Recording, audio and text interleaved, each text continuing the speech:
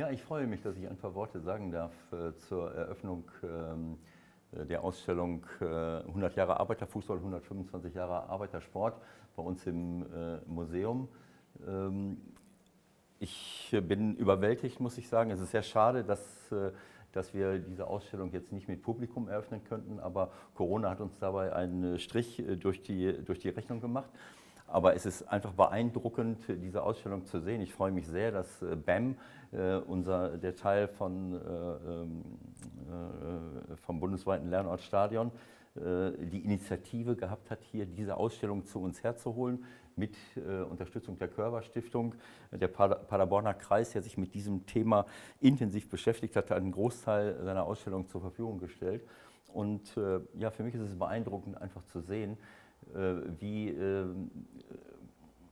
dieser Arbeitersport traditionell vor über 100 Jahren Werte verkörpert hat, die heute für uns genauso wichtig sind. Das ist das Ziel auch von BAM, diese Dinge Jugendlichen näher zu bringen, diese Themen den Jugendlichen näher zu bringen.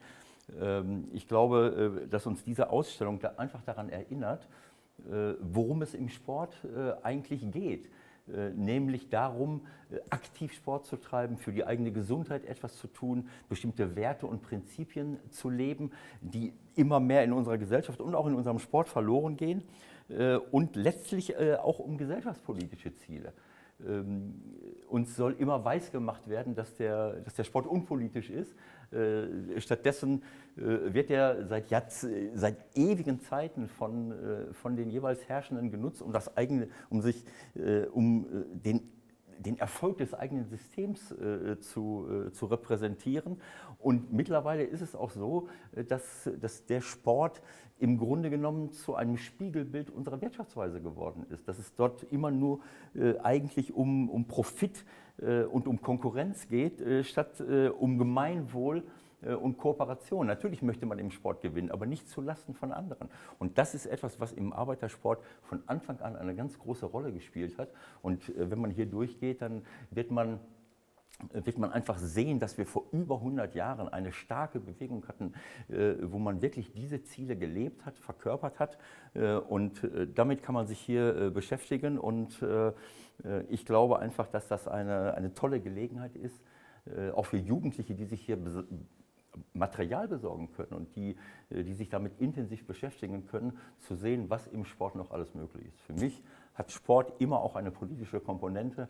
Wir müssen dafür sorgen, dass wir selbst gesund bleiben, aber wir müssen auch Werte mit dem Sport verkörpern und nicht einfach nur sagen, Erfolg um jeden Preis, Profit um jeden Preis, so wie es im Rest unserer Gesellschaft leider der Fall ist. Und